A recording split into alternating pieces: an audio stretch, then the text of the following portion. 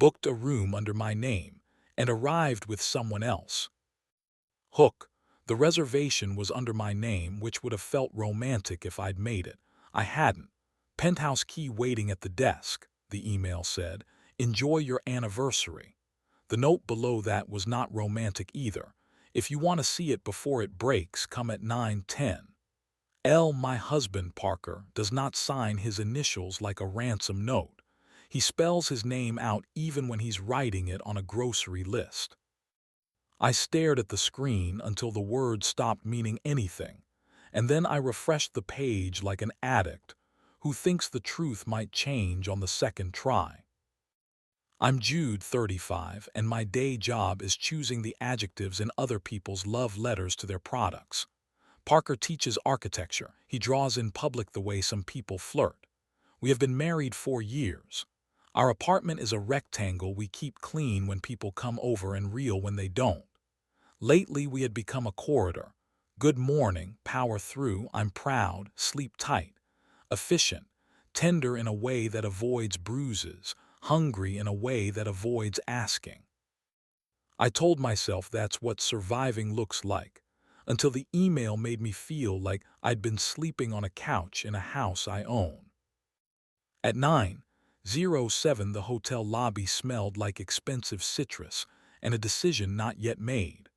I told the clerk my name, and she handed me the key card with the kind of smile you give a person whose story you already know. The elevator climbed like it was tired of being a metaphor. On the way up, I practiced my lines for both versions. The version where it's a mistake and the version where it's a dare. The hallway outside the penthouse was quiet the way carpeted money is quiet. The door was ajar by a width that would not register unless you were looking for it. He had chosen a hotel that put thought into its lamps.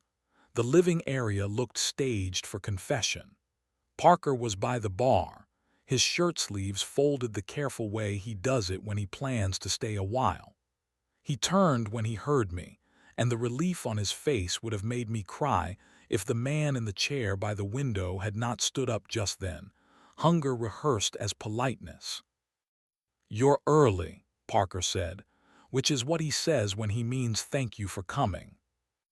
"Your initial in the email wasn't," I said, and my voice did not do the breaking for me like it sometimes does when I'm kind. The man came forward with the confidence of someone who already knows whether he will be forgiven and does not intend to apologize regardless. He held out a hand the way men in suits hold out their names. "Landon," he said. "He wanted to tell you in a room where you could leave if you wanted." His mouth tilted like a secret that has decided to stop being coy. He was beautiful in the way expensive mistakes are. Exact, precise, a little cruel without effort. Parker watched us with the expression he uses when a structure needs to choose whether it will hold. "I don't want a witness," I said. "I'm a witness who will leave when you say," Landon said. "Or I'm the reason you came. Both can be true for 5 minutes." I wanted to be good. I wanted to be smart. Instead, I said, "Tell me." Parker put his drink down on the bar like it might be the thing that hurts me if it came along for the sentence. "I kissed him," he said, the honesty arriving before the language did. "Twice. Once because I wanted to feel chosen by someone who doesn't know my laundry schedule. Once because I wanted to hurt us enough to wake up. Both times I thought of you. Both times I kept going." The worst thing about honest sentences is how they make your best speeches irrelevant. I took a step toward him and then didn't. Landon watched the inch between us like it was a sport he didn't usually pretend to play. "Why me?" Landon asked Parker, and it was the kind of elegant cruelty only truth gets away with. "Why him?" he added, nodding at me, and it was worse because it was kind.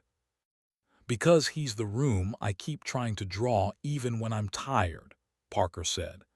"Because you're the window I stood at to see if anything outside was worth the draft."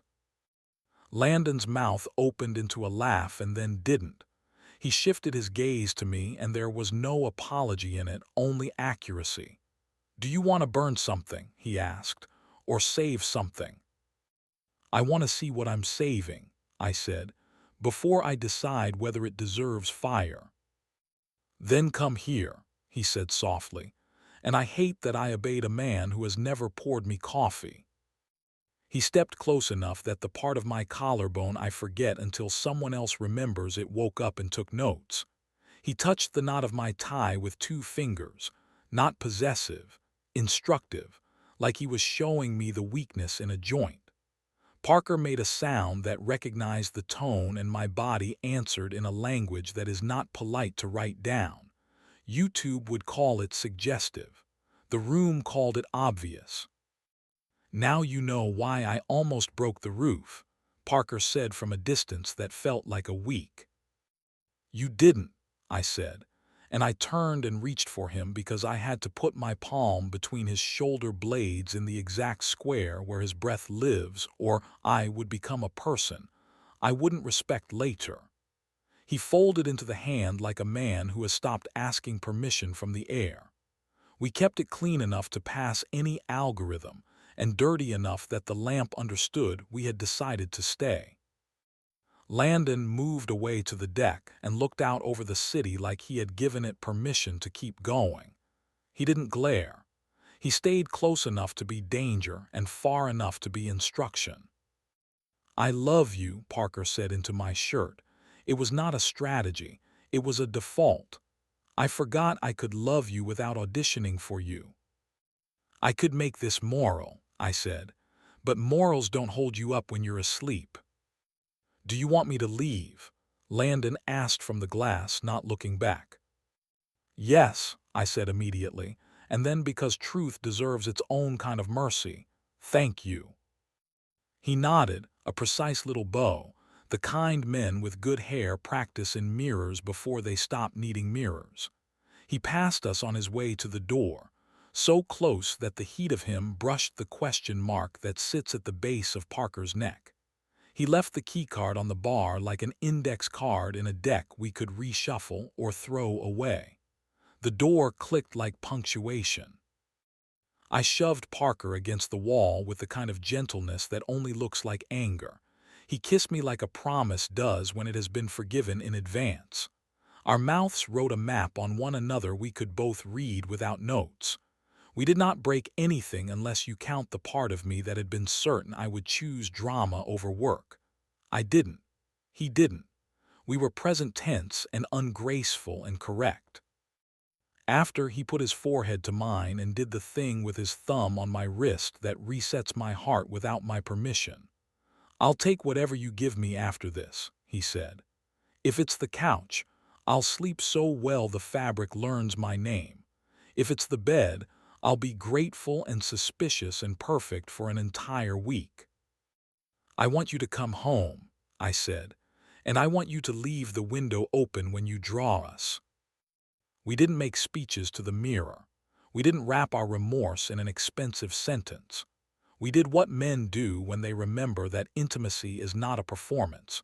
We ordered room service. We barely touched and lay in the kind of quiet that proves you can trust a ceiling again. At some point I typed Mrs. Thompson's email, Parker's dean, and said he was taking a week off to fix something he'd rather not submit in drafts. She replied with a thumbs up, because the world is rude and also sometimes right. The next morning we went home with the ordinary shame of people who decided to use the same door again. The apartment was honestly messy for once, and I loved it for that. Parker opened the window and taped a square of blue painter's tape on the glass. He wrote 807 with a carpenter's pencil like he was labeling a beam that needed to bear load. We stood there that night and made the minute behave. His hand found the place it belongs, and my breath stopped pretending it didn't enjoy being told what to do. We kept our phones face down, and the world did not end. We weren't saints. Twice in the next month Parker was late, and the version of myself who loves melodrama more than men wanted to talk to Landon. I didn't. Once I saw Landon across the street outside a gallery, laughing with a mouth that knows what it can do. He lifted 2 fingers in greeting like a bartender acknowledging a regular, the smallest request for attention you can make without buying anything. I nodded, because spite is expensive and I was budgeting. At 3:15 one day, a push alert arrived on my phone that belonged to no app and to both of us. Listen to 11 seconds of water. Text present/where. I played the recording I made at the laundromat the week I mistook volume for identity. Present/bus stop, I sent. Present/model shop, he replied, which is architect for I'm filing down the part that might hurt you. I sat on a bench and let the advice-free kindness of it land. We left a bag at the hotel desk labeled for whoever needs this next. Inside, a cheap lemon timer, 2 star-stickered paper good cups, a photocopy of our minute rules that look silly until they save your life. Borrow as needed, the note said. Return when you remember. The clerk smiled at us like she'd seen worse and hoped for better. Sometimes we missed 8:07 and tried again at 8:17, and sometimes we only managed 11:11, the minute the day gives you when it's tired of being dramatic. Sometimes Parker stood at the door with his hand on the wood and said, "I'm here," before entering, and it changed the humidity of the hallway in a way no scented candle has ever done. Sometimes I woke up at 2:22 and put my hand on the back of his neck, and remembered that the opposite of intrigue is just effort with good timing. People ask if there was a villain, because it makes them feel safer about their own feet near their own edges. I could say it was a man in a suit with a mouth that knew math. I could say it was a hotel room with better lamps than scruples. The truth is that the only villain that mattered was the version of us that stopped knocking on our own door. We learned to stand in front of it and say where we were. We learned to forgive ourselves for needing evidence of our own lives.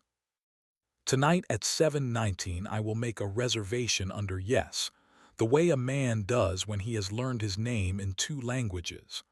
I will wear the red tie even though it once belonged to a knight I'm not proud of, because I like how Parker loosens it with his fingers when we get home. If I see Landon, I will be polite. He was the proof. I am the choice. And if we miss our minute, we will do the only miracle that tolerates repetition. We will try again. 8:17, 10:10, 11:11, whenever Mercy has office hours. The keycard sits in a drawer with the cufflink I never returned. The door at home is better. It opens when we knock twice and ask for the truth.